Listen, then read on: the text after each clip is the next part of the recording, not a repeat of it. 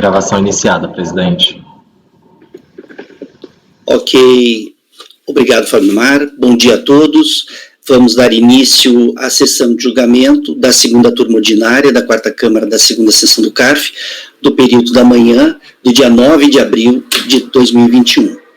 Participarão dessa sessão de julgamento os conselheiros Francisco Ibia Pino Luz, Gregório Heckmann Júnior, Márcio Augusto Sequev Salem, Renata Torati Cassini, Rafael Mazer de Oliveira Ramos, Luiz Henrique Dias Lima, Ana Cláudia Borges de Oliveira e Dene Medeiros da Silveira. A pauta da manhã começa pelo item 375, mas nós temos alguns pedidos de vista de mesa, então, que saíram com vista de mesa ao longo da semana e que não foram ainda apreciados, concluídos, que não tiveram o julgamento concluído. Então vamos tentar ver se a gente conclui o julgamento desses itens de mesa no início dessa sessão de julgamento, e daí na sequência a gente faz o julgamento dos itens da pauta, ok? Os itens de mesa, os itens que serão com vista de mesa e que não foram ainda apreciados, os dois primeiros são os itens 60 e 61, de relatoria do conselheiro Gregório. No item 60, o Gregório, o conselheiro, ele apresentou o voto é dividido em duas partes, né? Na primeira parte, ele dá provimento ao recurso, porque o documento que não teria sido apresentado, foi apresentado um outro que, no entendimento do conselheiro, com base na legislação que ele cita, seria suficiente para sanar a não apresentação do primeiro, né? Ele não teria apresentado o LTCAT, questão envolvendo riscos ambientais e tal, né? O contribuinte não teria apresentado o LTCAT, mas o contribuinte teria apresentado PPRs, né, Gregório? Mais ou menos isso, né? E que, segundo a legislação que você traz ali, ele substituiria tal, e aí você vê que a documentação está ok, e você está dando provimento, né? Aí, você, dando provimento, encerra aí, se for vencido nessa parte, você aprecia a relevação da multa, e aí você entende que a multa foi relevada, né? E aí você cancela também por relevação, se não for cancelado na... De qualquer forma, o conselheiro relator está votando por dar provimento ao recurso voluntário. Não sei se a gente faz julgamento separado da primeira parte.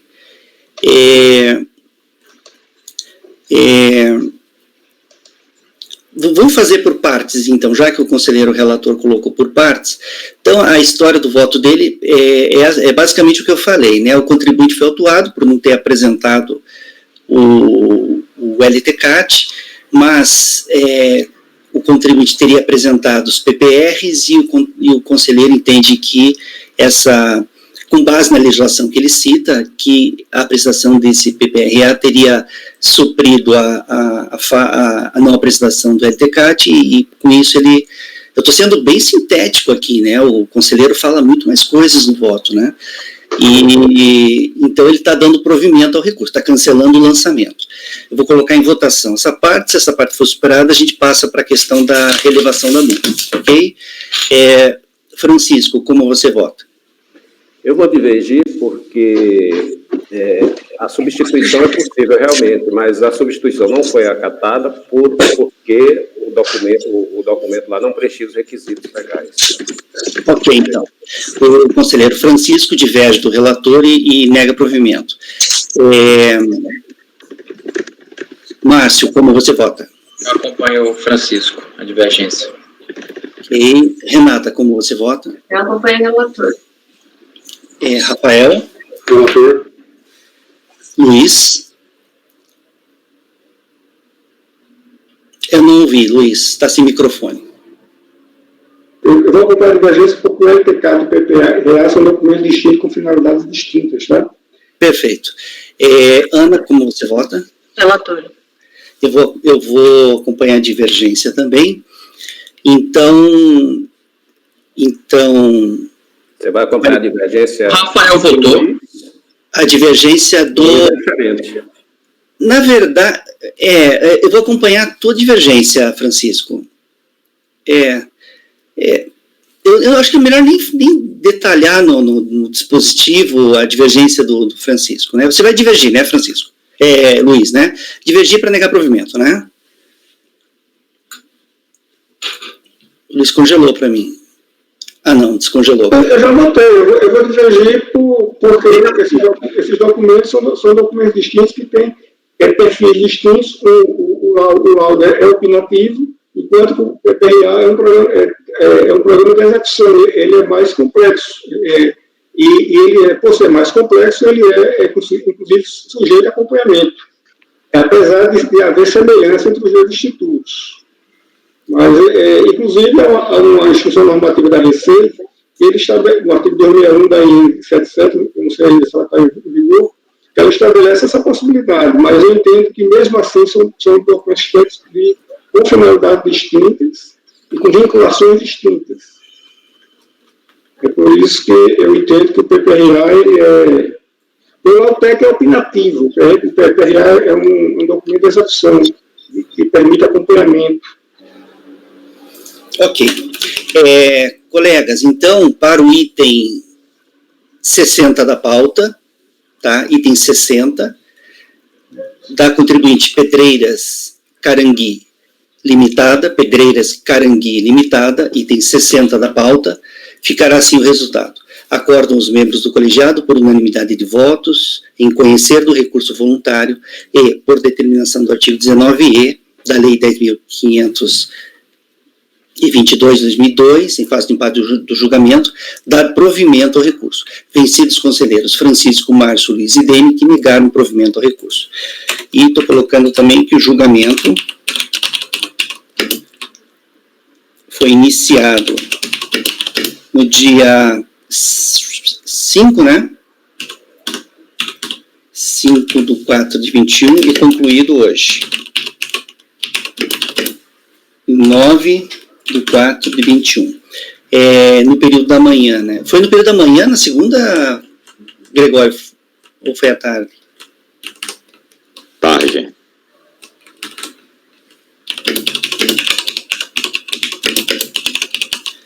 Tarde e concluído hoje, 9/4/21, no período da manhã. Perfeito. Então, está resolvido o item 60, tá? Item 60 da pauta.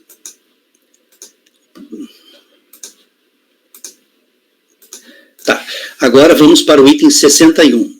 No item 61, o conselheiro relator está reconhecendo de ofício a decadência, né, Gregório? Né? Esse que multa por não comunicação de acidente de trabalho, a comunicação, o acidente, né, a ocorrência teria ocorrido em maio de 2000, e não teve comunicação, e a multa foi lavrada em 2006, né? Então, com base na regra do 173, inclusive, né, Gregório? Com base na regra do 173, o conselheiro relator está reconhecendo a decadência do direito de lavrar a multa. Francisco, como você vota? Com o relator. Márcio? Relator. Renata? Acompanho. Rafael? Relator. Luiz? Divergência. Negar provimento, né? Negar provimento. Ok. Ana? Relator. Aqui eu vou acompanhar o relator também. Então, para o item 61 da pauta, vai ficar assim o resultado. Acordam os membros do colegiado, por maioria de votos, em cancelar o lançamento de ofício, uma vez que atingido pela decadência, não sendo, desse modo, apreciadas as demais alegações recursais. Vencido o conselheiro Luiz, que não reconheceu a ocorrência da decadência. tá? E julgamento iniciado em 5/4/21, no período da tarde, e concluído em 9/4/21, no período da manhã. Tá. Então, fizemos esses dois aqui. Perfeito. Itens 21, 60 e 61, da contribuinte Pedreiras Carangui Limitada. Agora, vamos para o próximo item. O próximo item é o item 72 da pauta, de relatoria da conselheira Renata. O item 72 é da Associação dos Deficientes Físicos e Visuais de Mogi Guaçu. A relatora apresentou voto não conhecendo do recurso voluntário por inovação recursal. Aí o Gregório e a Ana também, né, ficaram em dúvida tal, e aí foi tirado com vista de mesa. Podemos votar, pessoal? Podemos colocar em votação? Ou quer fazer um comentário sobre isso? Na verdade, eu vou pedir vista, transformar a vista de mesa em vista mesmo. Vista, né? Vista, então tá, então vista. Vista para o conselheiro Gregório. Ponto. A relatora apresentou seu voto.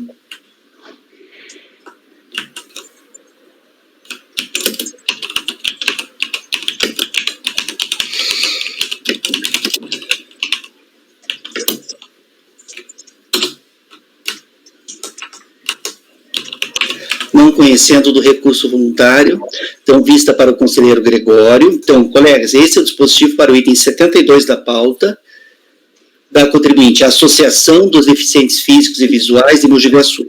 Vista para o conselheiro Gregório. Eu teria que coletar o voto do Francisco, né, porque ele vota antes de mim.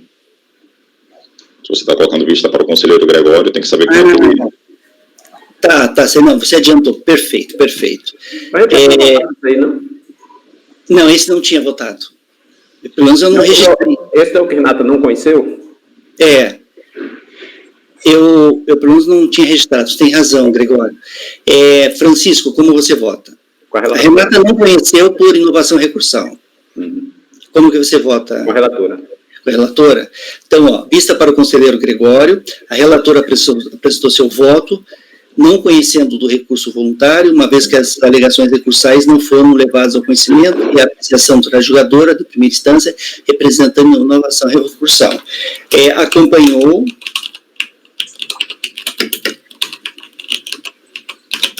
o conselheiro, acompanhou a relatora, o conselheiro Francisco. Na sequência, houve o pedido de vista. Os demais conselheiros não votaram. Não votaram. Perfeito. Então ficou assim, vista para o conselheiro, item 72 da pauta, repetindo, da Associação dos Deficientes Físicos e Visuais de Mogi Guaçu. Vista para o conselheiro Gregório. A relatora apresentou seu voto, não conhecendo do recurso voluntário, uma vez que as alegações recursais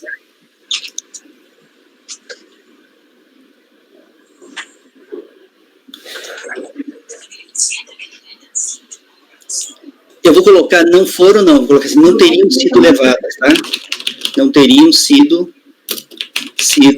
levadas, uma vez que as alegações recursais não teriam sido levadas ao conhecimento e apreciação da autoridade julgadora de primeira instância, representando a inovação recursal. Acompanhou o relator, o conselheiro Francisco.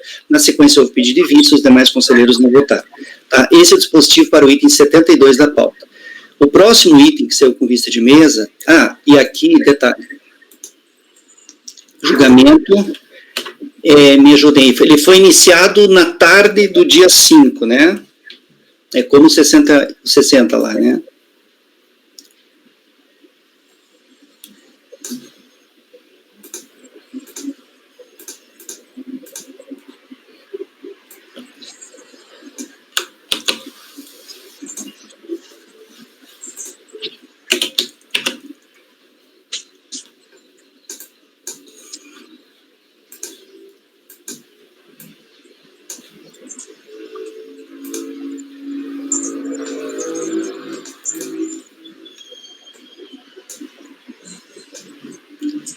Ok. Tá. E está sendo concluído hoje, dia 9/4, no período da manhã. Próximo item da pauta, que é com vista de mesa, o item 73 é aquele processo que está sendo retirado de pauta, tá? Que foi retirado de pauta. É o seguinte, colegas, esse processo, ele vai ser retirado de pauta por determinação do presidente da turma, tá? Esse é o processo que a conselheira relatora apresentou, uma proposta de diligência para que a unidade de origem da Secretaria Especial da Receita Federal do Brasil instruísse os autos com informações em relação ao DEBICAD, que era do interesse da conselheira para fazer o voto dela, e também ela pedia na resolução, na proposta de resolução, a pensação de um outro processo de obrigação principal a esse processo, para que ela pudesse fazer o julgamento conjunto. Aí eu dei uma consultada no processo, no sistema, consegui as informações em relação ao DEBICAD, para a relatora, só que o processo, essa questão da pensação, não depende de mim. E aí, em vez da gente fazer resolução, porque esse processo, eu consultei, ele está dentro do CARF. Então, a relatora fez correto, né, ela não tinha as informações, precisava, fez uma proposta de resolução, mas eu estou vendo que não precisa de resolução, o processo ele pode ser retirado de pauta e por despacho mesmo ser solicitada a pensação do outro processo a esse processo.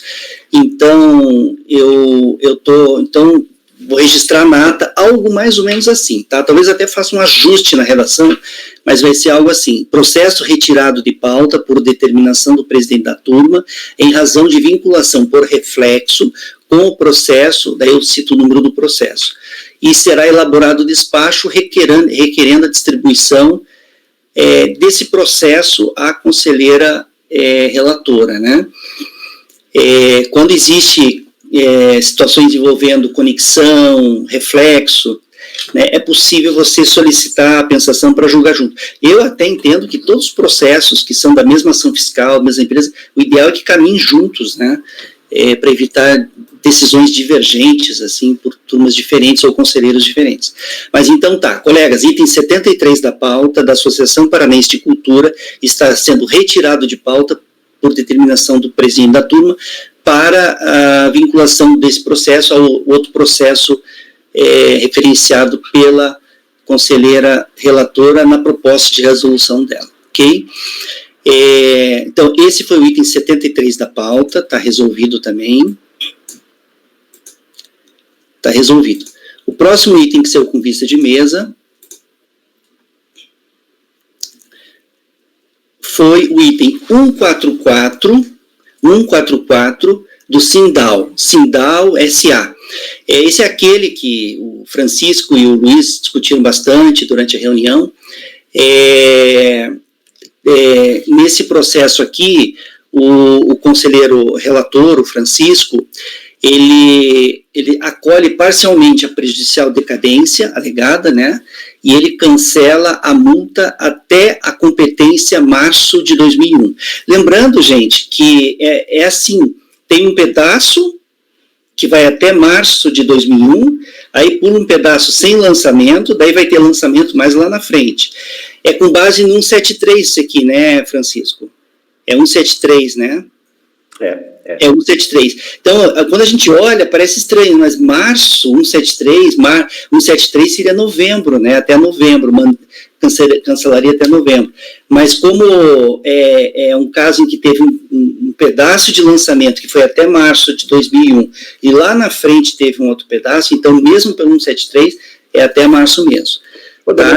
Eu posso só relembrar mais um pontinho para ficar mais claro, até para o grupo entender o porquê desse corte aí? Pode. De 99 a março... Francisco, enquanto você faz, eu só vou buscar uma aguinha ali, tá? E pode falar. Eu estou ouvindo, inclusive, Pode continuar. De março, de 99, janeiro de 90 a março, foi a SFM 68, né? Foi a ausência de informações de EFIP de umas verbas pagas, ações judiciais, advogado. Aí, de 4 de 2006 a 12 de 2006, aí é RAT não declarada, então são situações bem distintas. E essa primeira parte, ela decaiu, então ficou no alto, só permaneceu, eu neguei provimento, só essa segunda parcela referente às competências, de 4 de 2006 a 12 de 2006. E aí a discussão que a gente teve depois foi em função do processo principal. Então, esse período aí de 2006, o principal é aquele que você cita na minuta do seu voto? Eu entendo que seja. Eu entendo que seja. O rato está nele lá, eu conferi. Ele lá, eu até mandei uma foto no grupo, na autuação tem 2 processos principais só. Ele, que engloba, ele é um período grande, tem vários lançamentos, vários debicados de multa. Para mim só vieram esses 2, 67, que a gente julgou no dia 6 da tarde mesmo, e o 68, que é esse aí. E ele tem um outro auto de infração, uma outra notificação lá, que só tem 2, que conferir também referente às contribuições não retidas e recolhidas dos empregados. Agora, o auto, o que eu estava conversando com o Luiz, o relatório lá pareceu um pouco confuso, porque no relatório desse processo, eu até mandei uma foto lá no grupo, no relatório desse processo que nós estamos julgando, o autuante faz uma referência a um debicade que é de obrigação, que é, como a gente vê, inclusive, quando olha lá no principal, que é também de obrigação acessória. Eu entendi que é 67 também, porque ele alega que esses dados não foram colocados na GFIP. Só que essa autuação não está no e-processo. Ela está lá, inclusive, no relatório, agora não está no e-processo, eu não sei se foi erro e cancelaram, ou se... Bom, aí eu olhei todos os processos de 2007 da empresa lá no e-processo, que eu não conto. Eu acho que, basicamente, o questionamento do Luiz foi a partir daí. Perfeito. Colegas, então, o conselheiro relator, então, ele está acolhendo parcialmente a prejudicial de decadência, né, cancelando o lançamento até março de 2001, e no mérito ele está dando provimento parcial para determinar a aplicação da retroatividade benigna. Tudo bem, né? Tudo bem, mas é tipo de... Vai ser feio, não é? Depende da gente, mas tudo bem. Não, essa situação, eu até discuti é só registrar, eu até discuti essa semana já, que eu não vou mais reconhecer também. Sabe o que eu faço, Francisco? Sabe o que eu faço nos meus votos? Quando o contribuinte, entre todas as alegações, ele pede isso, retroatividade benigna, eu, no último parágrafo, no final do voto, eu coloco, quanto à solicitação para aplicação da a retroatividade benigna, esclarecemos que quando do pagamento, quando do parcelamento, como fala o Luiz, né, será observada a aplicação mais benéfica nos termos da portaria conjunta, número 14, 2009, eu deixo muito claro no último parágrafo, né, então fechou, não é algo que, assim, que envolva julgamento, votação, por exemplo, colocar em votação, alguém diverge, não tem como, né, não tem... Agora, quando ele pede, Dani, eu acho que tem espaço para você julgar também, né, porque é um texto que está pronto, né, está formatado, só você vai acrescentar. Eu, em vez de julgar, em vez de entender que é a matéria de julgamento, eu coloco um parágrafo dizendo que isso vai ser feito. Vai ser feito. Está no mesmo, na verdade, né? É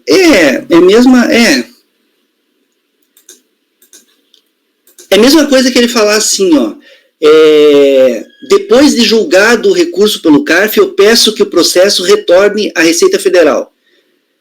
Aí você vai dizer assim, dou parcial provimento para que o processo retorne, ele já vai retornar, né? Não tem sentido, né?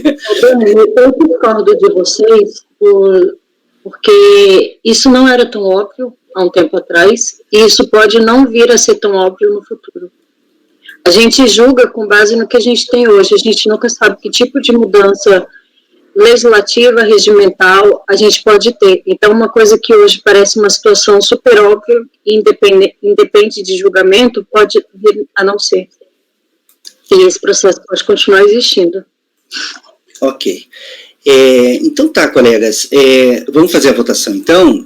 Colegas, então esse é o voto do relator, parcial provimento com relação à decadência, e também na prejudicial e parcial provimento no mérito para aplicar a retroatividade benigna, tá? Gregório, como você vota? Relator. Márcio? Relator. Renata? Relator. Rafael? Relator. Luiz? Relator. Ana? Relator. Eu também acompanho o relator. Então, para o item 144 da pauta, do Sindal S.A., ficará assim. Eu acho que é Sociedade Industrial de Artigos Plásticos, né? De artigos plásticos. Item 144, ficará assim: acordam os membros do colegiado, por unanimidade de votos, em acolher parcialmente a prejudicial de decadência arguida, cancelando-se a multa lançada em relação às competências até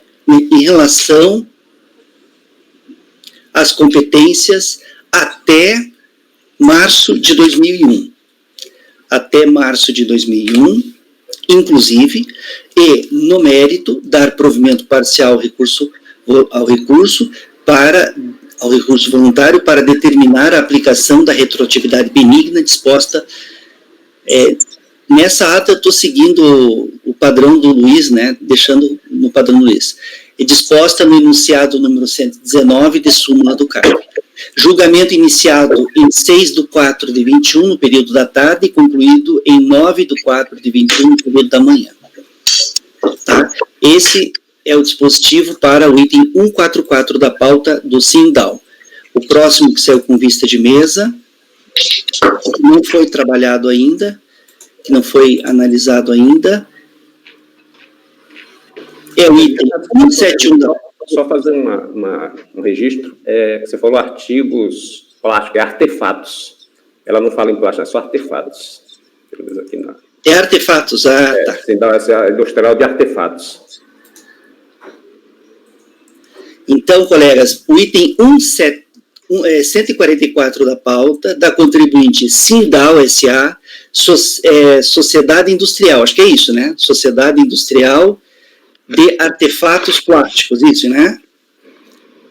Aqui está abreviado arte, eu tinha falado artigos, mas artefatos plásticos, tá? Então, vou repetir, para esse item 144 ficou assim: acorda os membros do colegiado, por unanimidade de votos, em acolher parcialmente a prejudicial de decadência arguida, cancelando-se a multa lançada em relação às competências até março de 2001. Inclusive, e, no mérito, dar provimento parcial ao recurso voluntário para determinar a aplicação da retroatividade benigna disposto no enunciado número 119 de súmula do CARF. Julgamento iniciado em 6/4 de 21, período da tarde, e concluído em 9/4 de 21, período da manhã. Esse foi, então, o 144. O próximo item é o item 171. Posso fazer um esclarecimento por se tratar do meu? Só mais um esclarecimento adicional? Pode. Em relação ao processo, então eu estou reconhecendo a decadência em face à obra haver sido concluída em 1990. Só quero chamar a atenção que houve 2 diligências efetuadas junto ao ente municipal. A primeira delas obteve uma certidão de 28 de junho de 1990 com a descrição do imóvel da área de 147 metros quadrados, início da obra em janeiro de 79 e fim em maio de 90, e informou que a ficha de cadastro imobiliário não tem data de referência nem menção à área constituída e que o ARA foi encaminhado ao arquivo. Depois houve de novo nova conversão em diligência, em que a autoridade julgadora de primeira instância caracterizou a certidão do município como declaração pessoal e que deveria ser esclarecido se for emitida com base em documentos internos do ente e se os elementos base para a certificação são contemporâneos aos fatos, quer dizer, se foram assentados em épocas próprias.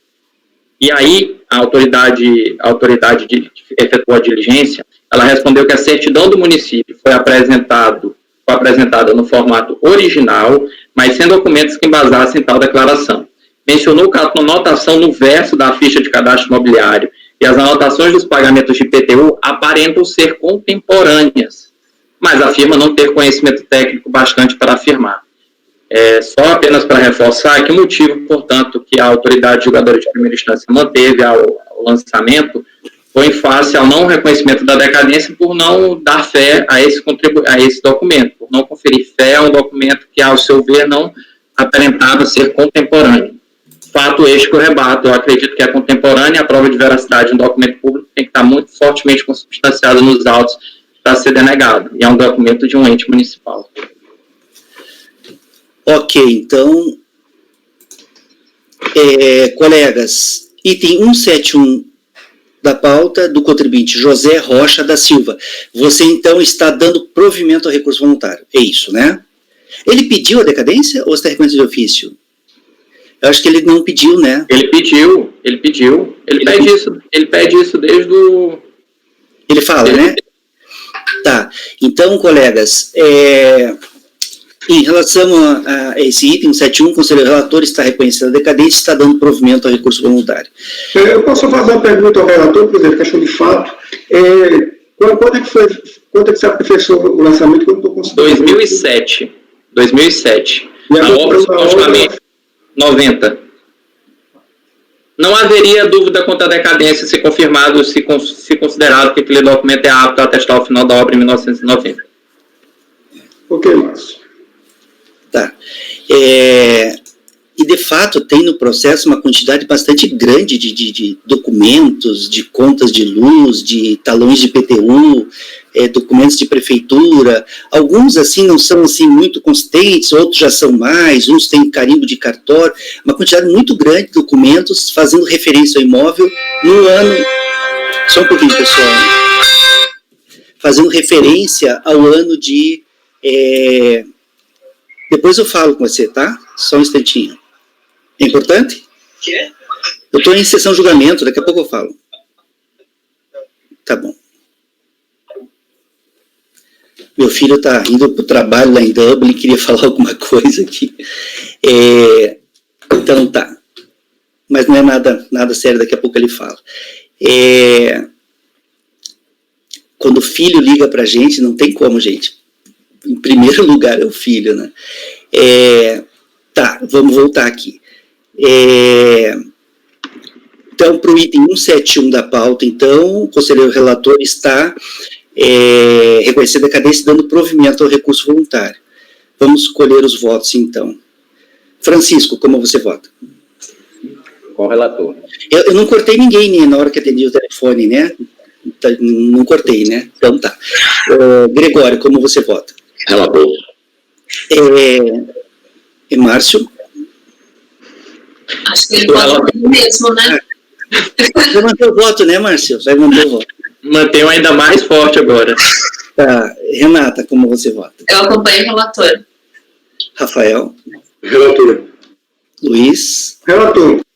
Ana? Relator. Eu também acompanho o relator. Então, para o item 171 da pauta, do contribuinte José Rocha da Silva. José, inclusive uma casa não é muito grande, né? 145 metros, né? Numa casa relativamente, não é muito grande.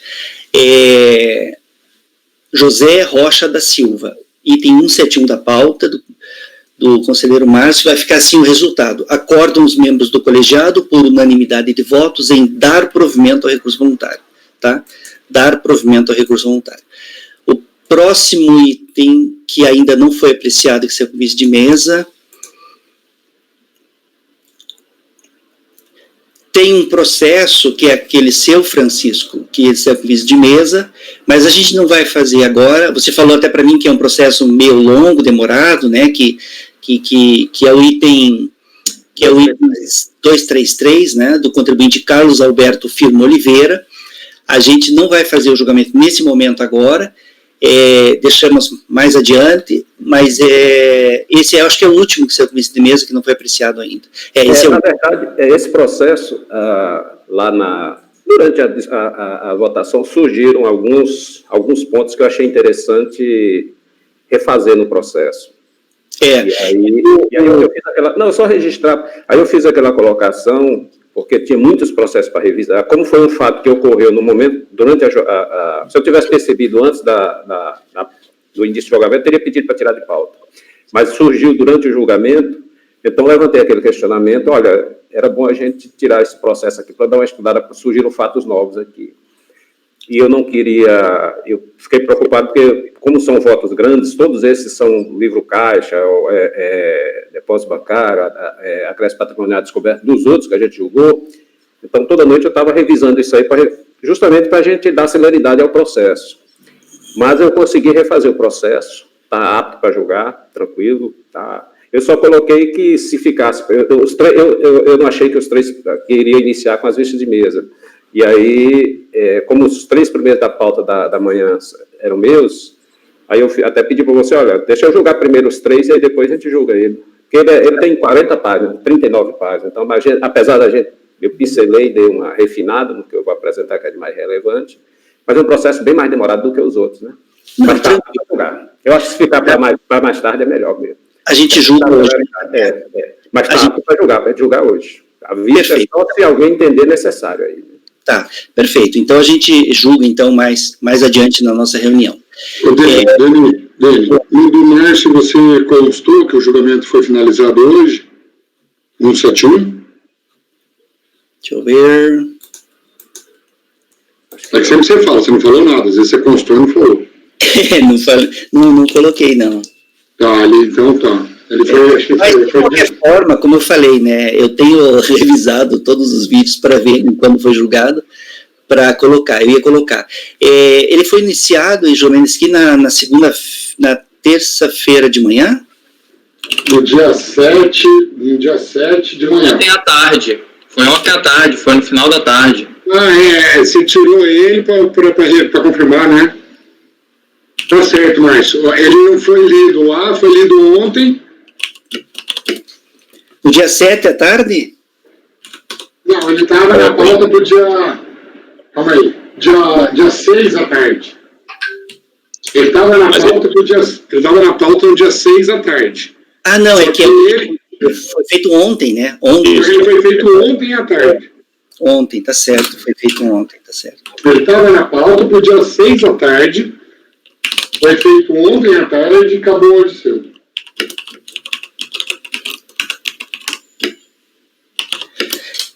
Eu faço a conferência, então, mas é bom quando já está tudo pronto e não me dá tanto trabalho daí.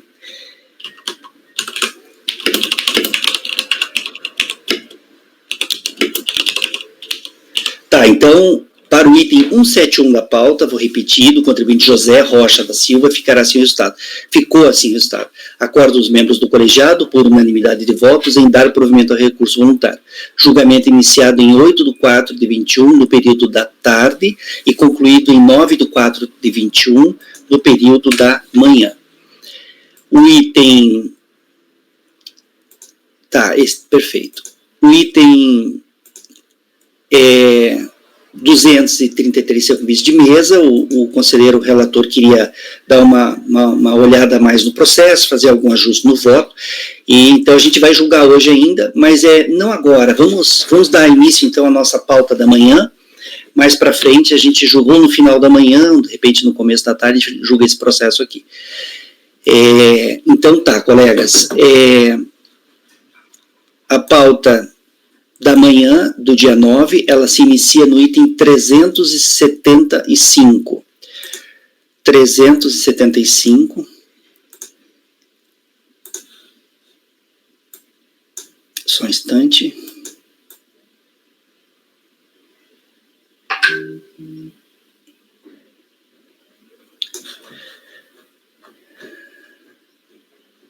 O item 375 é de relatoria do conselheiro Francisco também.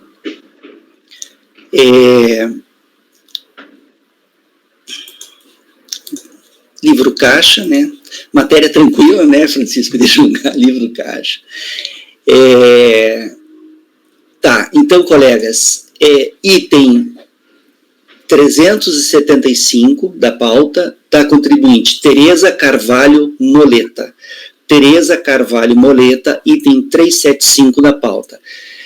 Francisco, o máximo que for possível de resumo, né, as questões que não precisa você fazer leitura, legislação, que a turma já conhece bem, assuntos que já é bem do conhecimento da turma, fazer só fazer um panorama e tentar ser o mais objetivo possível, tá bom? Pode começar então, Francisco. Ok, eu pensei aqui, separei aqui as partes que eu acho que é interessante para o grupo conhecer. A omissão é dedução indevida de livro caixa. Aí a recorrente é proprietária titular de cartório. Ela fez as alegações dela, o julgador de origem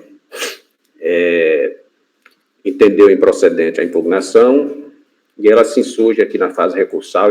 Eu pensei alguns pontos aqui, eu vou ler. Inicialmente, contextualiza a autuação, a impugnação e o julgamento de primeira instância, ressaltando que foi desconsiderado o fato da recorrente ser titulado mencionado cartório. Alega equívoco cometido pelo julgador de origem quando compara a titular do cartório com pessoa jurídica. Discorre acerca da necessidade das despesas gozadas, enfatiza que a Lei 12.024/99 autorizou dedução de despesas com informatização de cartório, assegura que a MP 460/2009, em sua versão encaminhada para a conversão, determina que o saldo de títulos e documentos civil das pessoas jurídicas e naturais, além do registro de imóvel, que pratica os atos que se pretende alcançar por meio do registro público. Essa alegação dela aqui é em função dessa lei da informatização dos cartórios. Sintetiza que a licença para uso de programa e os gastos com instalação das redes são despesas de custeio dedutíveis e não aplicação do capital, independentemente de previsão da MP 460. Salienta que os cartórios e os tabeliões estão obrigados a efetuar a contribuição mensal à Associação dos Notários do Paraná e à Central do Sinal Público do mencionado Estado, sendo a glosa de tais despesas mantidas porque pagas com boleto bancário e comprovado por meio de recibo, ainda que ditas entidades estivessem legalmente impedidas de emitir notas fiscais. Cita que os documentos comprobatórios não foram examinados corretamente por ocasião do julgamento de origem. Arremata que a divergência de endereço apontada no julgamento ocorre porque os fornecedores não atualizaram os respectivos cadastros, exceto o locador do imóvel onde o referido cartório está sediado. Traz jurisprudência, finaliza requerendo que os procuradores sejam intimados na data do julgamento. Eu admito, conheço do recurso, e aí entra direto no mérito. Intimação do procurador é de notório conhecimento do grupo, tem um enunciado de súmula tratando disso, a gente indefere. Pedido de sustentação oral, aí eu trago aqui a fundamentação, como ele deve ser procedido, tem um formulário, eu estou descrevendo aqui, e aí entra propriamente nas despesas das deduções de livro caixa. Eu trago a contextualização, que a gente traz nos votos, em relação ao assunto, à matéria. E aí, entrando propriamente nos questionamentos apresentados pela recorrente, a gente vai pontuando aqui. Eu estou transcrevendo entendimento do julgador e depois estou colocando os pontos de vista. Despesas não escrituradas no livro caixa ou não dedutíveis nesta rubrica. Aí eu trago aqui a pontuação do julgador de origem. Fixados esses conceitos, passam-se as considerações prévias necessárias à análise concreta da documentação apresentada pelos contribuintes, que totaliza despesa de R$ 24.659,49 contra R$ 44.685,32 de despesas escrituradas e R$ 94.924,30 de despesas declaradas. Ou seja, ela declarou dedução do livro caixa de R$ 94.924,30, ela escriturou R$ 44.685,32 somente, e apresenta documentação referente a R$ 24.659. Esse é o contexto. Aí ele fundamenta aqui, em relação a alguns documentos, memorandamento não há como acatar despesas não escriturárias no livro caixa. Então ele já fundamenta, ele já afasta essa documentação aqui. Ainda que superada a falha, ainda que superada essa falha, não são dedutíveis por não atenderem os dispositivos legais transcritos as despesas dos documentos 191, documento odontológico tratamento odontológico da filha, e 192 a 206, despesas com locomoção, admitidas somente para representante comercial. Aí eu trago, sobre o tópico, eu trago as minhas inferências. A recorrente manifesta ter apresentado todos os documentos que possuía, independentemente de serem dedutíveis, ratificando a necessidade do julgador de origem considerar somente as despesas escrituradas do livro caixa. Quanto ao presente tópico, vale consignar que a recorrente pretendeu deduzir despesas no montante de R$ 94.924,30, das quais somente escriturou o total de R$ 44.832, destas sendo documentadas a quantia bruta de R$ 24.059,99. Outro sim, somente o representante comercial autônomo poderá deduzir as despesas com transporte e locomoção escrituradas em livro caixa. Logo, há de se manter referida a glosa exatamente como decidiu o julgador de origem, porquanto ausente razoável refutação comprovada. Tem tópico 2. Despesas pagas à pessoa jurídica, mas não comprovada com nota fiscal. Ao julgador de origem, fundamenta aqui os documentos. Aí eu trago. A recorrente aduz que é oficial de títulos de cartório, que é oficial de títulos e documentos e civil da pessoa jurídica e das pessoas jurídicas naturais, além do registro de imóveis. Está meio truncado aqui. A recorrente aduz que é oficial de títulos e documentos e civil das pessoas jurídicas e naturais, além do registro de imóveis, quem pratica os atos que se pretende alcançar por meio do registro público. Nesse pressuposto, aduz equívoco do julgador de origem que a equipara a pessoa jurídica. Na verdade, aqui eu vou melhorar essa redação. Ela alega que os titulares praticam essas atividades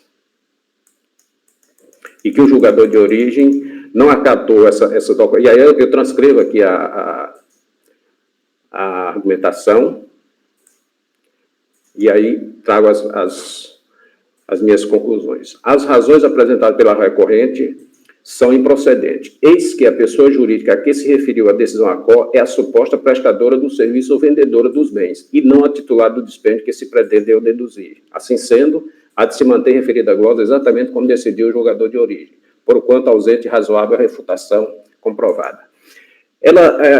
Alguns dispêndios aqui, ficou meio confuso por causa daquela redação lá que eu vou melhorar, alguns dispêndios aqui foram prestados por pessoa jurídica, mas não foram comprovados por nota fiscal. Aí ela alega que, na alegação dela, que a motivação da glosa é que do cartório, é que é pessoa jurídica. Ela contesta que ela está sendo comparada à pessoa jurídica, mas não. O fundamento da glosa é que a pessoa jurídica foi a prestadora. E aí eu também acompanho o julgador de origem, nesse ponto. Desembolso com informatização do cartório. Aí ela traz aqui os questionamentos, ela coloca, conforme consideração anterior, não são passíveis de dedução do livro caixa as despesas com investimento, caso de documento folha 190, móveis eletrodomésticos 237, mesa e computador. E aí eu trago aqui a fundamentação dela, que é aquilo que a gente colocou, essa lei aqui de 2009, ela possibilitou se deduzir como despesa livro caixa, independentemente de ser despesa de custeio ou ativação, ou ativo, ou bem de capital que seja ativado, mas ela determina um período. E aí eu trago aqui a fundamentação embaixo. Tá? Essa parte que eu estou lendo está destacada em vermelho. A razão não está com a contribuinte, pois a autuação contestada se refere ao ano base 2005. E a excepcionalidade do titular de cartório poder deduzir tanto a aplicação de capital quanto despesa de custeio com hardware, software e instalação de redes atinentes à informatização do serviço de registro público em meio eletrônico teve vigência entre 28 de agosto de 2009 e 31 de dezembro de 2003. Ademais, como visto, a glosa de que ora se fala refere-se às aquisições de móveis, eletrodomésticos e computador. Nestes termos, há de se manter referida a glosa exatamente como decidiu o julgador de origem, porquanto ausente razoável refutação comprovada. Ou seja, se fosse nesse período compreendido aqui pela lei, poderia ser deduzido. Não sendo, teria que ser despesa de custeio. E o que ela comprou foram móveis, eletrodomésticos, né? Então, não entenda também não deduzir, acompanha o julgador de origem. Despesa com previdência central do sinal público. Eu transcrevo aqui o entendimento do julgador de origem, transcrevo a argumentação dela, como todos os itens eu tenho feito nesse voto aqui. Por isso que eu quis melhorar ele, porque aquela versão inicial Tinha alguns pontos que eu achei que estava mais confuso. Então, da transferência. Sequenciando a análise, trataremos a presente abordagem em 3 tópicos distintos, quais sejam sinal público, contribuição à Previdência Oficial e contribuição para a Previdência Complementar. Porque ela coloca, isso foi colocado num tópico só, mas aqui eu tenho uma divergênciazinha, então eu separei para facilitar a compreensão. Sinal público. Neste ponto, eu entendo que a recorrente tem razão, já que o referido dispêndio traduz despesa necessária para o corrente exercício profissional em cartório em cenário de normalidade, pois é notório que o sinal público está diretamente imbricado com o rol de atribuições legais do titular de cartório. Aí eu faço uma transcrição na pesquisa que eu fiz aqui, onde se caracteriza que é uma atividade, do meu ponto de vista, necessária ao titular do cartório. E aí concluo, assim sendo, assim esclarecido, entendo que deverá ser restabelecida a dedução de R$ 24,00, vez que comprovada por meio de documento acostado às folhas 185 desse processo. Aqui eu entendi razoável considerar essa despesa necessária, divergindo do julgador de origem. Contribuição para a Previdência Social. Consoante as disposições constantes do inciso 1 do artigo C da Lei 1834 de 90, transcritos precedentemente, os encargos previdenciários dedutíveis da classe livro-caixa restringem-se àqueles incidentes sobre a remuneração paga aos empregados. Nesse pressuposto, consultando o sítio eletrônico da Secretaria da Receita Federal do Brasil, nota-se que o Código de Receita 2100, disposto nos documentos constantes da folha 188 e 189 deste processo digital, corresponde a recolhimentos efetuados pelo cartório, mas não indica os pagamentos que lhes serviram de base de cálculo. E aí eu copiei uma imagem aqui, a título exemplificativo de um deles. Coloca aí o link da consulta que eu fiz. Ante o exposto, a razão está com o julgador de origem, eis que a recorrente não provou se tratar da contribuição social previdenciária incidente sobre a remuneração paga a empregados. Ou seja, aqui, do meu ponto de vista, nesse exemplo, esses 585, pode ter uma parcela de empregado, mas pode ter a contribuinte individual, pode ter outras questões lá que ela não provou se restringir a empregados. E aí, eu estou acompanhando o julgador de origem nesse ponto. Contribuição para a Previdência Complementar. Neste ponto, a alegação da recorrente também não procede, vez que reportados contribuintes, igualmente ao que ocorre com a Previdência Social da União, Estado, Distrito Federal e municípios, tem rubrica própria. E eu trago a descrição da lei, as suas fundamentações. E aí, eu entendo que não tem amparo para essa dedução, e aí eu também mantenho a decisão de origem neste ponto.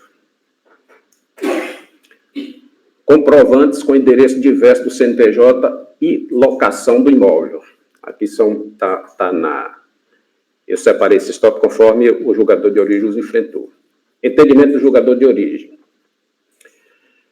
Vale também ressaltar que o endereço do cartório Moleta, da CNPJ, onde a contribuinte alega exercer suas atividades, está registrado na Secretaria da Receita Federal do Brasil, como sendo Rua Guilherme de Almeida, 53, Agudos do Sul, Paraná. Não há, portanto, como acatar comprovantes de despesas que indiquem endereço diverso. Esse é o posicionamento do julgador de origem. E ele considera ainda. Ressalta-se ainda que os recibos de aluguel 225 a 236 emitidos pelo mesmo prestador de serviço de transporte, de funcionários, Renato Soares Ribeiro, CPF número tal, folhas números tais, desacompanhado do contrato de locação correspondente, são insuficientes para comprovação destas despesas, bem assim do funcionamento do cartório em endereço diferente daquele informado à Receita Federal. É só fazer um esclarecimentozinho aqui. A autuação, a glosa aqui foi em função do...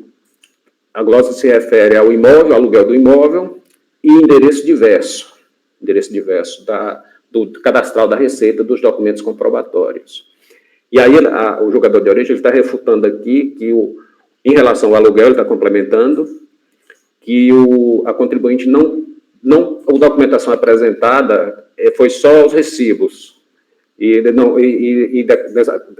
não teve o contrato da prestação, da locação, e que só apenas essa documentação do proprietário do imóvel, que ela alugou, ela por si só não garante que o cartório funciona naquele endereço ali, como também não justifica o dispêndio com aluguel. Só para situar. Agora vamos discorrendo, porque essa situação eu vou enfrentar mais na frente. Aí eu trago a contestação da contribuinte. Ela manifesta que a divergência de endereço apontada no julgamento ocorreu porque os funcionários não atualizaram os respectivos cadastros, exceto o locador do imóvel, onde referido cartório está sediado. Ou seja, na documentação do cartório está comprovando que está lá. Agora, o restante foi o emissor dos documentos que não atualizou. Aí eu trago uma abordagem aqui. Inicialmente, vale consignar que o conhecimento dos diversos endereços discutidos nos autos, bem como pesquisa na internet, é de fundamental relevância para a construção de entendimento acerca da solução da presente controvérsia, razão por que os destacamos na sequência. Endereço residencial da recorrente, porque o endereço residencial dela é o primeiro que a gente, para livro caixa, você teria que afastar, porque a despesa pessoal dela não é despesa do cartório. Então, vamos lá. Subtópico 5.1, endereço residencial da recorrente. A declaração do imposto de renda, aí bota aqui, a declaração do imposto de renda, notificação do lançamento, impugnação e recurso. Qual o endereço? Rua Guilherme de Almeida, 68, Centro, Agudos do Sul. Aí tem aqui 83, processo geral 2, 4, 10 e 53. Fatura da Embratel. Rua Lavia Luiz Eli Moleta, 68, Agudos do Sul. Suposto endereço do cartório. Cadastro CNPJ, Rua Guilherme de Almeida, 53, Centro, Agudos do Sul.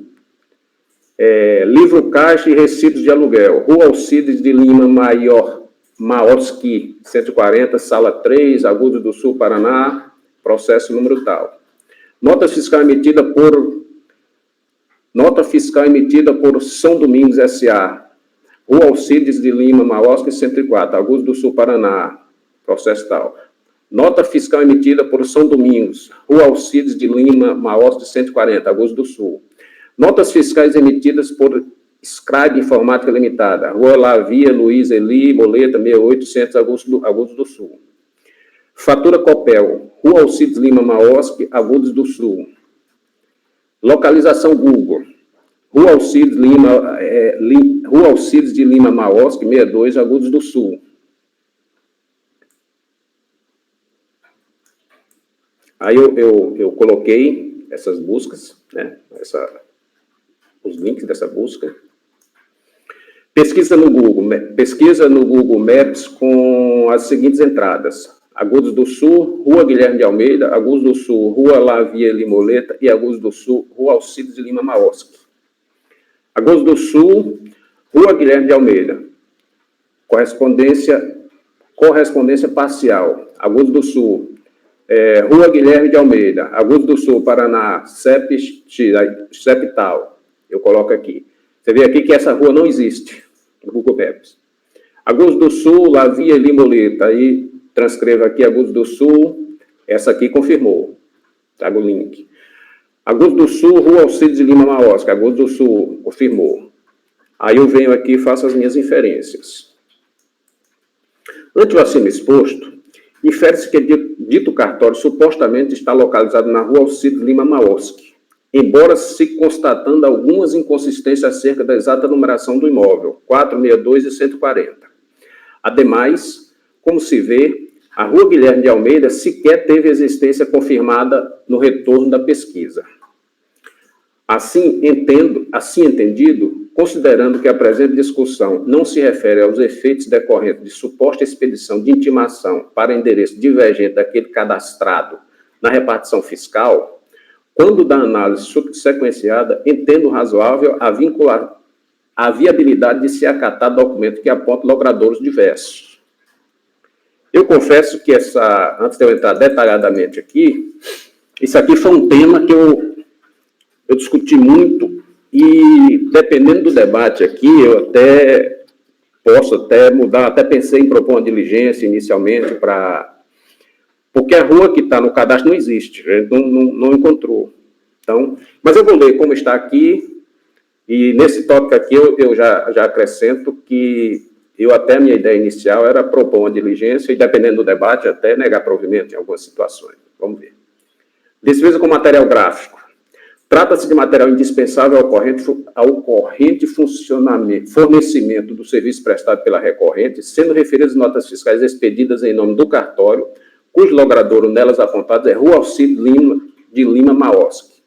Por isso, tem a percepção de que deverá ser restabelecida a dedução de R$ 140,31, uma vez que é provada por meio do documento hábil. Essa é uma das situações onde eu estou dando provimento, como as que eu também não estou dando, mas inicialmente eu refleti muito e estou lendo aqui como o voto está feito, é um voto antigo, então mas eu estou propenso, inclusive, a alterar isso daqui, depende do debate. Trata-se de despesa indispensável ao corrente locação de software. Trata-se de despesa indispensável ao corrente funcionamento do serviço prestado pela recorrente, sendo referidas as notas fiscais expedidas em nome do cartório, cujo logradouro nela apontado é Rua Lavia Luiz Elim Moleta. Por isso, tenho a percepção de que deverá ser restabelecida a dedução de R$ 3.707,52, vez que provada por meio do documento hábil. Item 5.5. Despesas com telecomunicações. Neste ponto, a razão está com o julgador de origem. Eis que as faturas estão em nome da recorrente, e não no cartório onde o serviço é prestado. Portanto, fica mantida a glosa, R$ 19,58. Despesa com energia elétrica.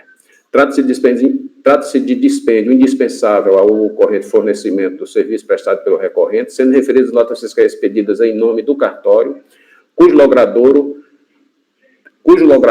nelas apontado é a Rua Alcides Lima Maosque. Por isso, tenho a percepção de que deverá ser restabelecida a dedução de R$ 399,90, vez que é provada por meio da documentação hábil. Com efeito, embora apresentadas as faturas correspondentes aos meses de novembro e dezembro do referido ano base, mantém-se a glosa das quantias de 41 e 48 por falta de comprovação do pagamento daquela e porque esta foi paga somente no exercício seguinte.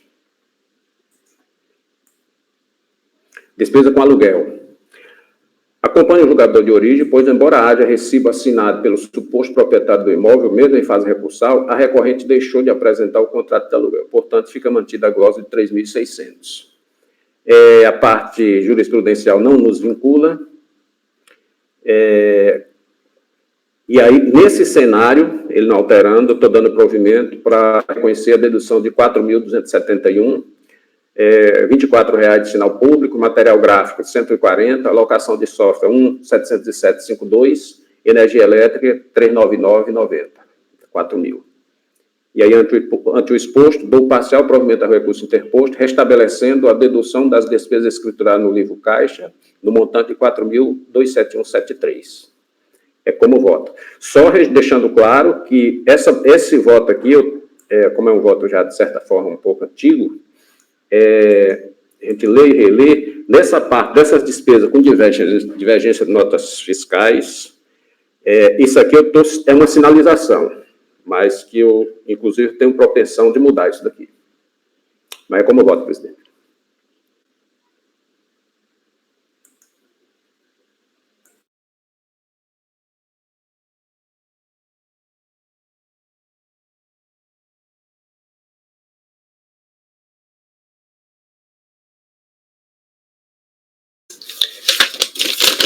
Eu gostei do seu voto e já estou predisposto a acompanhar você.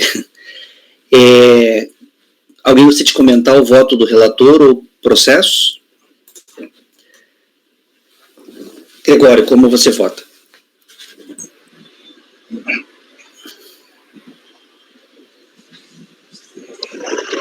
A despesa de aluguel do imóvel, Francisco, não houve nenhuma desqualificação do recibo apresentado, né?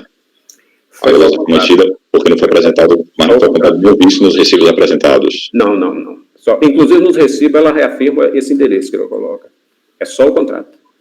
Então, eu vou divergir para dar provimento nesse ponto, presidente. No contrato de locação, Na despesa de aluguel. Despesa de aluguel. Ok. Colegas, o conselheiro Francisco apresentou o voto, dando provimento parcial e estabelecendo aquela dedução de 4 mil e poucos reais em face daquelas despesas que ele relaciona no voto. O conselheiro Gregório diverge do relator e dá um provimento parcial em maior extensão, reconhecendo também a dedução de despesa com aluguel. Márcio, como você vota? Eu acompanho o relator, eu só faço uma sugestão até para os outros membros da turma, na apresentação dos votos de livro caixa, eu também vou começar a adotar isso nas minhas provimentos, entabular a natureza da despesa com uma justificativa de aceite ou recusa após, porque torna mais simples até para a gente se situar. Perfeito. Mas eu acompanho o relator, é só uma sugestão. A gente vai amadurecer essa ideia, também gostei dessa ideia. Então, Márcio... Deixa eu só aproveitar, aqui não interrompendo não, é só complementando. Eu acho só para entender o que o Márcio colocou, seria, por exemplo, nessa tabelinha que eu fiz no final aí, o que eu estou colocando, eu faria uma coluna a mais, botando todas e a justificativa que não estava sendo acatada. Né? A gente amadurece. Eu não quero matizar aqui a votação, mas seria uma coluna. Aluguel, motivo de aceito, motivo de recusar, falta de apresentação de contrato, florestal, alguma coisa assim, entendeu? Só não, isso. A gente vai... Gostei da ideia, vai agilizar no julgamento e a gente vai amadurecer essa ideia no transcorrer desse mês. Quem sabe para o próximo mês a gente já venha traga votos assim. Renata, como você vota? Eu acompanho a divergência. Rafael? Eu acompanho a divergência. Luiz? Relator. Ana? Com a divergência. Ok. Eu vou acompanhar o relator. Só um instantinho.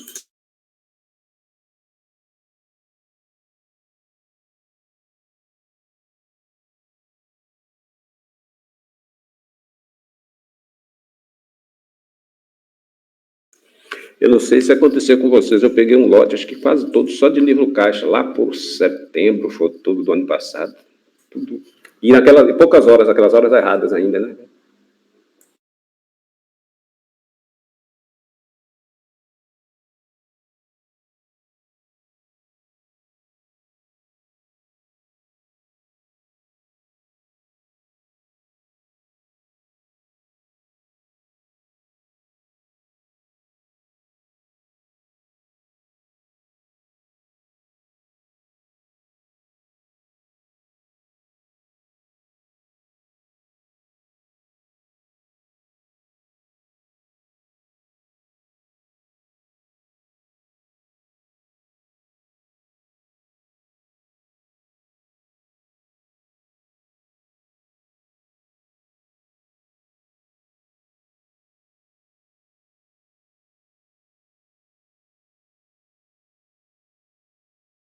Quanto que é a despesa com aluguel, Francisco?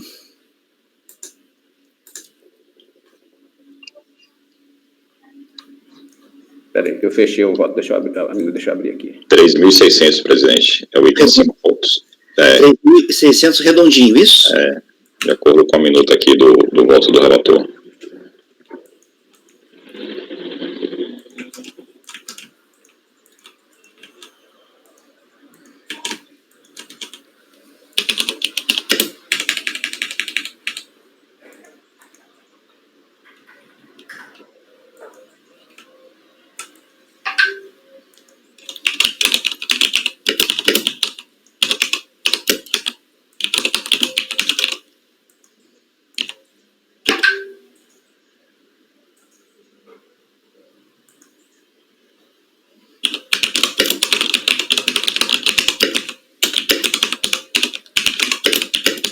Exatamente.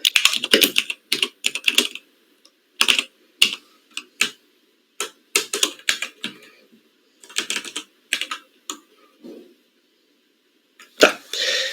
Colegas, ficou assim então para o item 375 da pauta, da contribuinte Tereza Carvalho Moleta. Item 375 da contribuinte Tereza Carvalho Moleta. Acordam os membros do colegiado, por unanimidade de votos, em conhecer do recurso voluntário e, por determinação do artigo 19e, da Lei 10.522 de 2002, em fase do empate de julgamento, dar provimento parcial ao recurso voluntário para restabelecer a dedução a título de livro caixa no montante de R$ 4.271,73, referente a despesas com central de sinal público, material elétrico, locação de software e energia elétrica,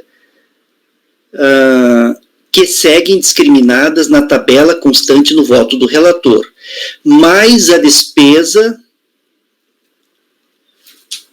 colocar bem como a despesa, bem como a despesa com aluguel no montante de R$ 3.600. Ponto. Vencidos os conselheiros Francisco, Márcio, Luiz e Dene, que deram provimento parcial em menor extensão, não reconhecendo a dedução da despesa com aluguel. Ficou claro, né? Acho que dá para entender bem, né?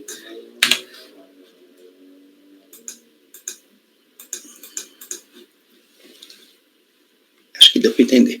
Então, tá. Esse designado. É o designado. Você já pegou vários votos, né? Eu faço bem, eu fiz um do Francisco também de livro caixa. Então tá, colegas, designado para redigir o voto vencedor, o conselheiro Gregório. Perfeito. Tá, designado para redigir voto vencedor. É só a questão do aluguel mesmo, é tranquilo. Vai ser um voto bem tranquilo. O próximo item da pauta, colegas, é o item 376, do contribuinte Valdir Florian Lazzarini. Valdir Florian Lazzarini, item 376 da pauta, também de relatoria do conselheiro Francisco. Pode iniciar a leitura, Francisco. Ok. Eu vou, igualmente a gente fez com os anteriores, tentar sintetizar aquilo que eu achei os pontos mais relevantes para a compreensão. Conforme o termo de verificação fiscal, o lançamento é resultado da revisão das receitas e despesas da atividade rural, desenvolvida pelo casal Valdir Florian Lazzarini e Lisiane Formighieri Lazzarini. O entendimento da autoridade lançadora foi de que o resultado da atividade rural do casal deve ser tributado à razão de 50% em cada cônjuge. Isso porque tanto o senhor Valdir quanto a senhora Lisiane declararam rendimento de atividade rural. E aí eu vou descrevendo aqui. O julgador de origem, ele entendeu improcedente a impugnação. No recurso, o contribuinte adita. Ele alega. Inicialmente, discorre acerca da autuação do julgamento da impugnação, aduz que os rendimentos da atividade rural praticada nas fazendas Santo Antônio, Ribeirão da Onça, Violeta e Águia Branca não se caracterizam rendimentos de bens comuns, eis que tais imóveis são explorados mediante contrato de arrendamento. Manifesta que a fazenda Formiga foi objeto de exploração rural por comodato, razão por que os rendimentos decorrentes caracterizam-se como próprio do seu cônjuge. Adita que o recorrente e o seu sócio não são os únicos sócios das empresas arrendantes, ressaltando que a pessoa jurídica da qual é sócio não se comunica com a pessoa física possuidora. Ratifica que todas as despesas e receitas referentes às fazendas arrendadas deverão ser tributadas exclusivamente nas declarações de ajuste do recorrente e na do seu sócio, obedecendo-se à proporção pontuada. Ressalta que nos anos 2006 e 2007 optou por tributar 100% dos rendimentos auferidos nas alienações das fazendas Formiga e Águia Branca, respectivamente, imóveis comuns do casal. Aí ele traz, depois do recurso, ele acrescenta que ele traz uma petição, ele adita documento. O recorrente juntou decisões judiciais que cancelaram os créditos tributários constituídos no sócio e seu cônjuge.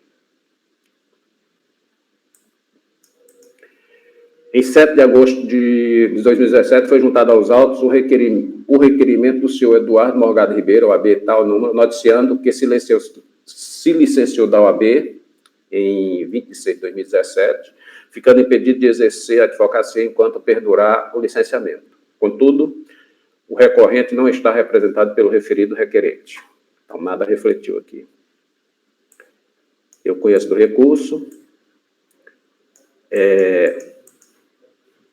Como, no meu ponto de vista, o contribuinte nada acrescentou que pudesse mudar minha convicção, eu entendi que eu adotei os fundamentos da decisão de origem como as minhas razões de decidir. E aí eu estou pensando aqui os pontos que eu entendi mais relevantes. Quanto aos rendimentos da Fazenda Formiga em 2006, bem como do casal, segundo a defesa, observa-se que resta correto o lançamento, pois a maneira de declarar os rendimentos eleita pelo contribuinte não possui qualquer amparo legal. Não há como declarar parte dos rendimentos em um dos cônjuges e parte em outro, que não na razão de 50% definida na legislação de urgência. Assim, ou se tributa todos os rendimentos dos bens comuns em um dos cônjuges, ou se divide 50% para cada parte. Ou seja, para os bens comuns não há previsão legal para declarar os rendimentos da exploração do imóvel rural em um dos cônjuges, Lisiane, e os rendimentos da venda de benfeitoria em outro, Valdir. Dessa forma, resta correto o procedimento aplicado pela autoridade lançadora.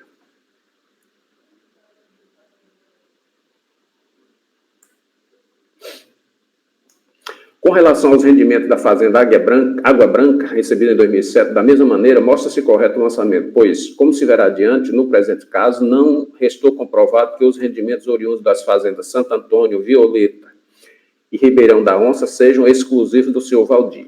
Em consequência, não há como acatar a tributação de 100% de um bem comum na declaração do cônjuge e o resto dos rendimentos rurais, não comprovadamente pessoais, na declaração do outro cônjuge.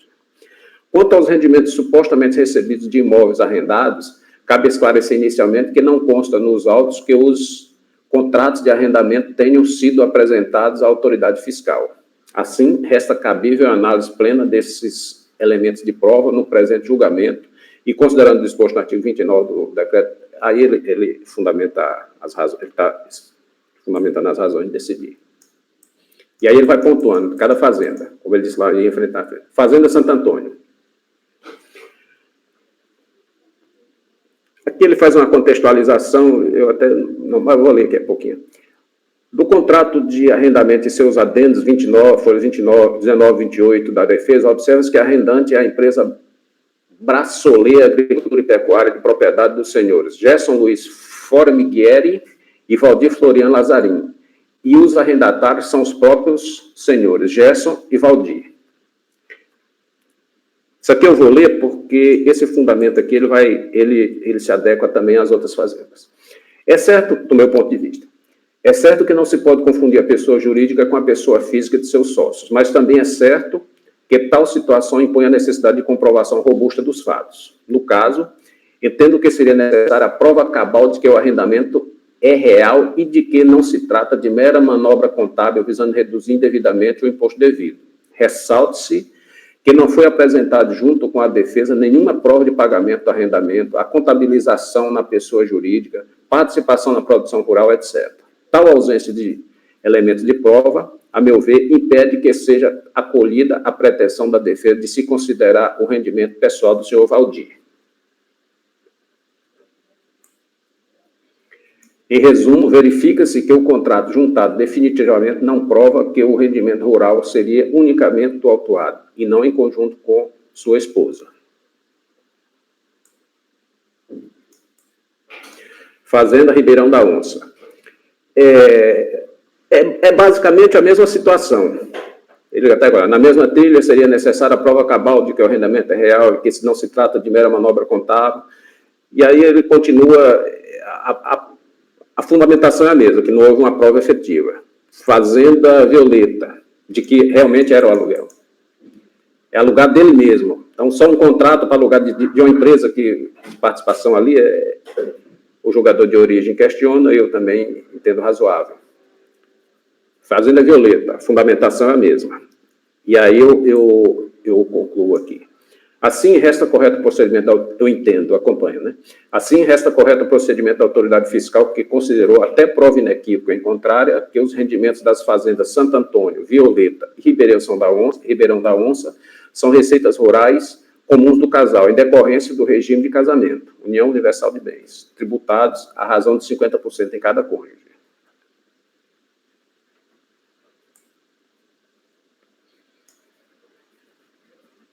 Por todo exposto, entendo que a impugnação é improcedente e o crédito em litígio merece ser mantido. Aí eu acrescento aqui, a propósito, entendo que o fato do recorrente e seu cônjuge possuírem tais imóveis em condomínio com terceiros não afasta a caracterização de bens comuns do casal como tais devendo ser tributados. Ademais, os livros de área e razão apresentados na fase recursal atestam a escrituração do arrendamento, mas não provam os supostos fatos escriturados. Logo, por si sós, são insuficientes para caracterizar que ditos rendimentos são unicamente do contribuinte e não produzidos por bens comuns do casal. E aí ele traz uma jurisprudência que não nos vincula, e eu concluo, acompanhando o julgador de origem, negando provimento ao recurso, como voto. Ok, Francisco. Colegas, em relação ao item 376 da pauta, o conselheiro relator está votando no sentido de negar provimento ao recurso voluntário. Alguém gostaria de comentar o voto ou o processo? Francisco, vê se você pode me ajudar. No início do seu voto aí, nessa primeira parte que você destaca, essa questão, né, da declaração dos rendimentos de bem comum do casal, você tem que fazer na proporção de 50% para cada um dos cônjuges, ou opcionalmente 100% em um dos cônjuges. Aí você fala aqui, ou se tributa todos os rendimentos dos bens comuns em um dos cônjuges, ou se divide em 50% para cada parte. Ou seja, para os bens comuns, não há previsão legal para declarar os rendimentos da exploração do imóvel rural em um dos cônjuges, Lisiane. Então, Lisiane declarou os rendimentos decorrentes da exploração do imóvel rural. E o rendimento da venda de benfeitorias em outro, Valdir. Então, Valdir declarou os rendimentos decorrentes da venda de benfeitorias. Desta forma, resta correto o procedimento aplicado pela autoridade lançadora. Aí eu quero entender, digamos que Lisiane declarou como rendimento da exploração do imóvel rural R$100, e Valdir, como venda de benfeitorias, 50, pelo que eu estou inferindo aqui dessa afirmação. Então, o total de rendimento seria 150, aí teria que ser 75 para um, 75 para outro, ou todo em um dos dois. A fiscalização fez como? Pegou esses 150 e aí está lançando todo em Valdir? É a primeira pergunta. A segunda pergunta, ela considerou que ele já declarou que seria esses 50? Não, ele lançou 50%. Então ele lançou 75, nesse exemplo. Aí eu teria que conferir exatamente, porque tem tempo que eu fiz esse voto, mas o que aconteceu foi o seguinte: parcela dos bens comuns foi declarada 50% e parcela 100%. Não foi ou 100% nele ou 50% tudo. A questão é essa. Aí o detalhe, assim, como foi, aí eu teria que dar uma análise, teria que olhar, né? Mas a essência é essa, que não foi uniforme. Uma parcela foi 50% e outra parcela foi 100%. Né? Poderia ser 100%, desde que as duas. Poderia ser 50%, desde que as duas. Essa é a essência. O valor, assim, aí eu não de qual não lembro agora, não. Eu vou pedir vista, presidente. Vista, né? Tá. Colegas, vista, então, peraí, só um instante.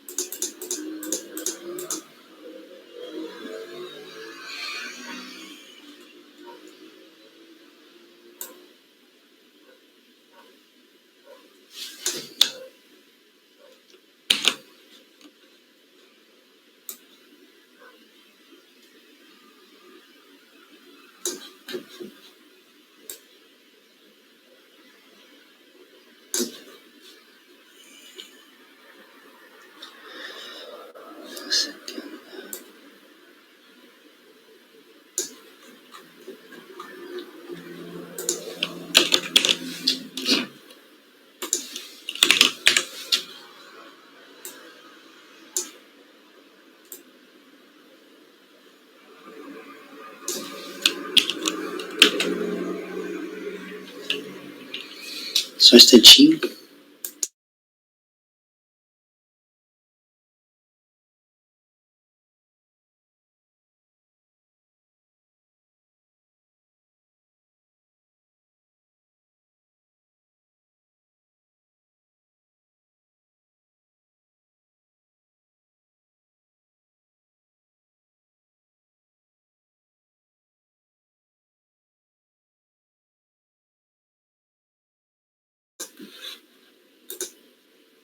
Ok, colegas, o conselheiro Gregório seria o primeiro a votar e está pedindo vista do processo.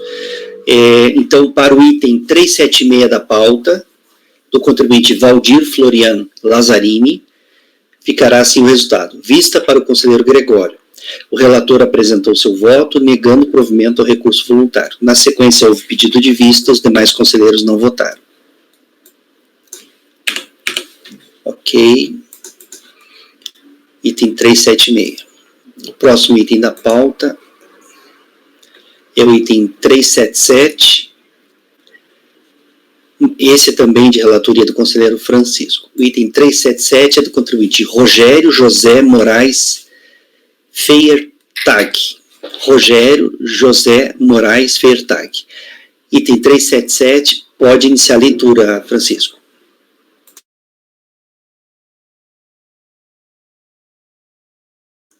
Ok.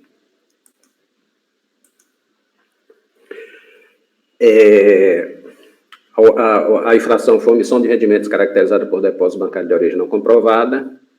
Eu estou destacando aí do relatório alguns pontos, só para contextualizar. O procedimento fiscal foi motivado pela demanda externa requisitória determinada pela Justiça Federal por meio dos ofícios tais, está caracterizando, não foi uma fiscalização partindo exclusivamente dos sistemas da Receita. Nas argumentações aqui, há uns questionamentos aqui que eu destaquei, a contextualizar, acho interessante. Acrescentou que a documentação do ano calendário de 2007 foi apreendida pela Delegacia de Polícia Federal em Cachoeira de Itapemirim por meio de auto de apresentação e apreensão, número tal, do IPL tal. Disse mais que utilizou a conta corrente do Banco Itaú S.A. para a movimentação financeira da sociedade empresária Gran Brasil S.A., que nos anos 2006 e 2007 encontrava-se com problemas de restrição de crédito. Portanto, os depósitos bancários efetuados na sua conta corrente destinavam-se ao pagamento dos cheques emitidos pela Gran Brasil S.A., com exceção do depósito no valor de R$ 3.000, realizado no dia 33 de 6 de 2006, relacionado ao seu empréstimo pessoal. Então, a essência da fiscalização é que ele alega que essa movimentação dele, na verdade, foi dessa empresa, Gran Brasil. E aí segue. A fiscalização, após analisar a documentação apresentada e as respostas do contribuinte, concluiu o quê? Aí, a fiscalização traz um monte de inferências aqui, que o contribuinte poderia ter solicitado cópias dos cheques ou depósitos do Banco do Brasil, tendo em vista a documentação apreendida pela Polícia Federal. Que ele argumenta que alguns documentos ele não estava de posse, para comprovar. Que a planilha com informação de que executou uma série... Eu estou lendo aqui porque eu pensei algumas coisas lá, alguns dos detalhes lá no mérito, e aí facilita a compreensão, a gente não precisa ler tudo lá. Facilita a compreensão. Que a planilha com informações de que executou uma série de pagamentos para as empresas Gran Brasil e Braminex está desacompanhado dos respectivos documentos comprobatórios. Acrescenta que os estados bancários comprovam o pagamento de despesas pessoais do contribuinte. Telefone celular, loja de roupa, restaurante, carro. Então, que tem, não é só, já existe prova de dispêndio particulares.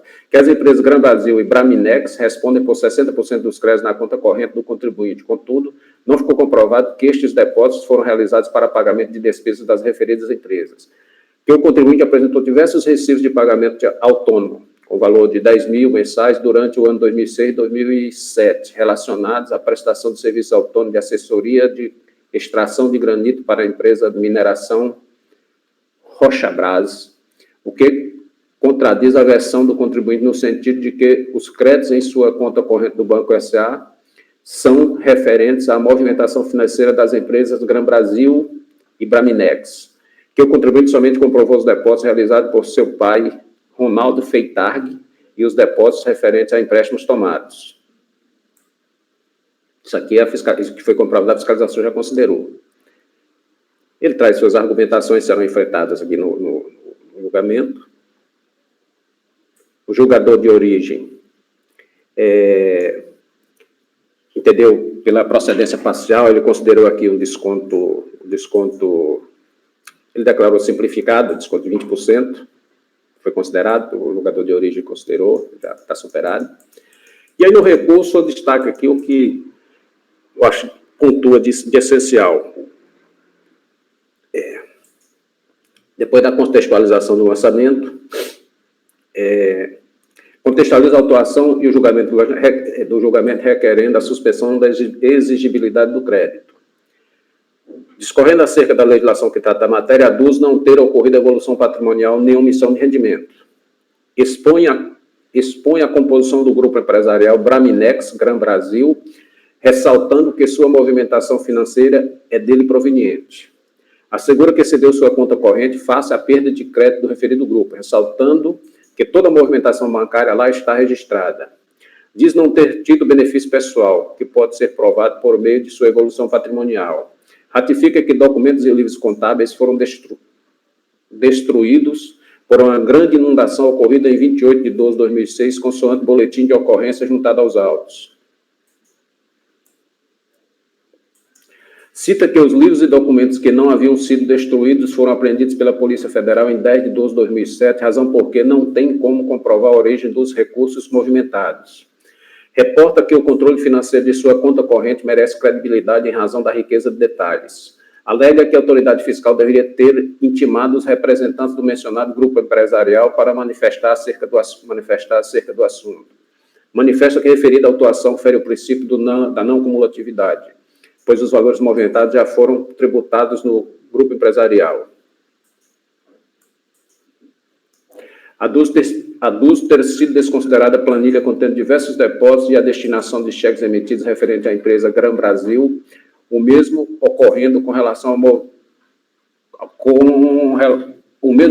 relatório Movimento de Cheques a Pagar, de 18 a 24 de agosto de 2007. Aponta a relação contendo o suposto depositante dos créditos por ele movimentados, mas a autoridade fiscal sequer as intimou a comprovar ditas operações. Enfatiza a nulidade do auto de infração face à presença de erros e vícios, pois a prova de suas alegações não foi devidamente apreciada e analisada, assim como pelo fato dos valores por ele movimentados já terem sido tributados na pessoa jurídica, além da inexistente evolução patrimonial do recorrente. Assevera que reportada a autuação fere os princípios constitucionais de legalidade, da ampla defesa e contraditório, que fere gravemente o patrimônio. Manifesta que a multa de ofício tem caráter confiscatório e traz jurisprudência perfilhada à sua pretensão. Ele alega algumas situações, só para contextualizar o grupo, ele alega algumas situações que não teve evolução patrimonial, mas a operação é depósito bancário de origem não comprovada, não é patrimonial descoberta.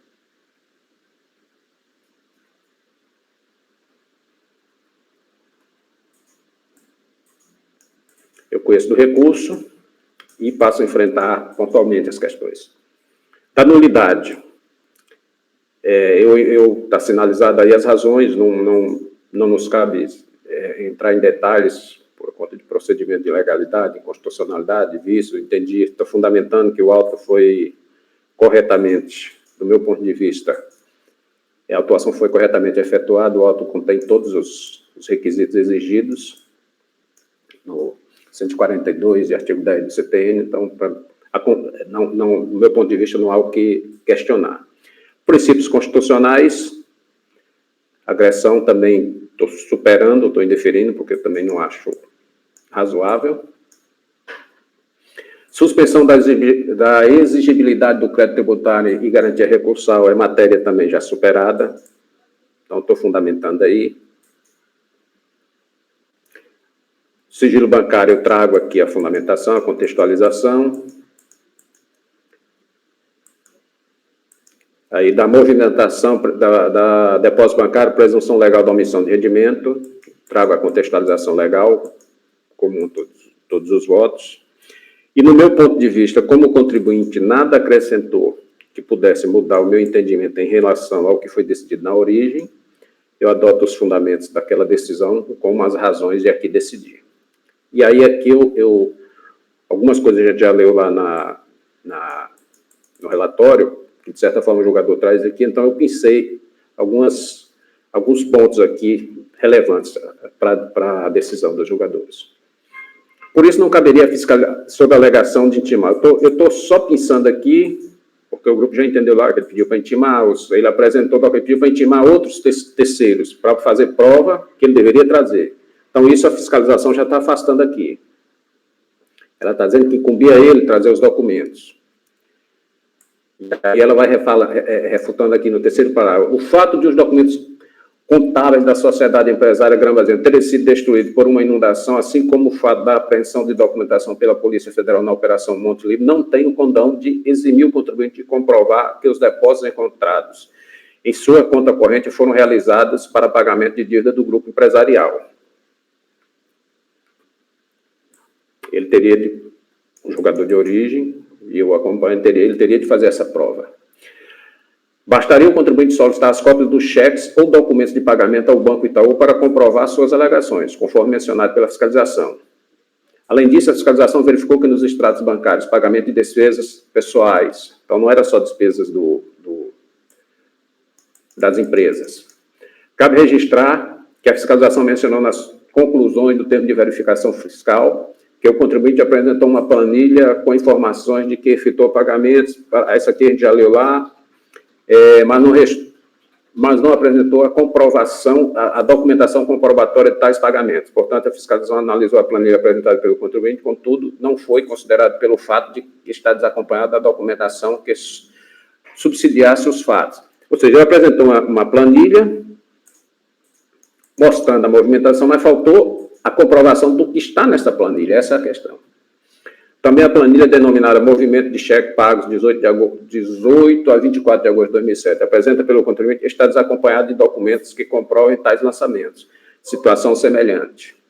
Quanto à alegação de que houve desconto de duplicados emitidas pela Gran Brasil, insta a salientar que a fiscalização desconsiderou vários depósitos relacionados a Trade Factory e ao Eurofactory, conforme demonstrado na planilha NAS dos créditos bancários que integra o termo de verificação fiscal. É importante salientar que também foram desconsiderados os depósitos efetuados pelo seu pai, senhor Rolando Feitargue, assim como o empréstimo pessoal no valor de 3 mil. Essas questões não foram lançadas. Ele alega, mas isso aqui não foi considerado pelo autuante. Outro 5.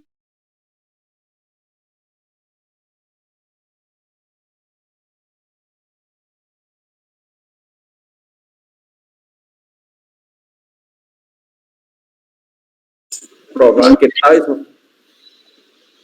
tais valores destinavam-se ao pagamento das dívidas do grupo empresarial. Por fim, registre que o contribuinte alega que o auto de infração, a necessidade de estar vendo. Ao que tudo indica, o interessado queria mencionar o princípio do non bis in idem, pois os documentos trazidos pela impugnante não são suficientes para fazer prova dessa alegação, isto é, não comprovam que os valores correspondem aos créditos efetuados na conta corrente do autuado. Não comprovam que os valores correspondentes aos créditos efetuados na conta corrente do autuado tenham sido oferecidos à tributação pelas pessoas jurídicas. Simples alegações desacompanhadas de documentos não comprovam a alegação de bis in idem. Essa aqui, quando o julgador menciona que queria mencionar, é porque lá ele alegou o princípio da não cumulatividade. Bom, então, nessas questões, o julgador de origem refutou. Eu acompanho. Aí passamos para o tópico multa de ofício de juros de mora, outro questionamento. Também é uma discussão superada, nós temos enunciado de súmula tratando da matéria. A vinculação jurisprudencial, essa matéria, essas alegações que ele trouxe não nos vincula, essas decisões. E aí eu concluo rejeitando as preliminares e, no mérito, negando o provimento ao recurso. É como voto. Ok, Francisco. Colegas, em relação ao item 377 da pauta, o conselheiro relator está votando no sentido de negar provimento ao recurso voluntário. Alguém gostaria de comentar o voto do relator ou o processo? Gregório, como você vota? Relator. Márcio, Relator. Renata, Acompanho o relator. Rafael, Relator. Luiz, Relator. Ana, Relator. eu também acompanho o relator.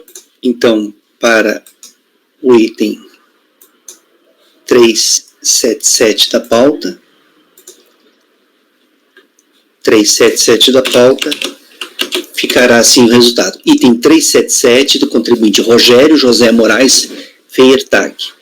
Acordam os membros do colegiado por unanimidade de votos em negar provimento. Repetindo, acordam os membros do colegiado por unanimidade de votos em negar provimento a recurso voluntário. Esse foi o item 377. Deixa eu ver o horário aqui. Falta 2 minutos, 1 minuto para as 11 horas. Acho que podemos fazer um intervalo agora, né? 15 minutos, né? Às 11h15, então, a gente retoma, tá bom? Rafael